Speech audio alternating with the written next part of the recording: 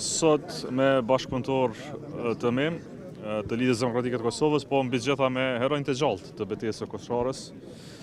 Nderuam një ndër betejat më madhështore të ushtrisë shërbimtare të Kosovës, atë të Kosharës, 26 vite më parë. Djemtë e vajzat më të mira të vendit nisën thyrjen e kufirit shqiptar dhe me këtë nxitën dritën e parë të triumfit të luftës shërbimtare të popullit të Kosovës për liri, për pavarësi, për demokraci. Sot nderojmë të 113 martirët e heronjët e rënë, Agim Ramadanin, Sali Qekaj dhe gjithë të tjerë që dhanë jetën më të shenjtën për këtë vend, për lirinë tonë, për brezënitë e ardhshme. Dhe mbi gjitha falenderojmë të gjallët, ata që i kam me veti këtu dhe të tjerët, që kontribuan në këtë përpjekje madhështore për popullin e Kosovës dhe për vendin tonë.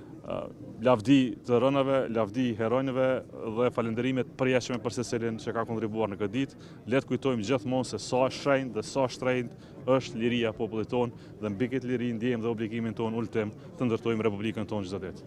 Ju faleminderit.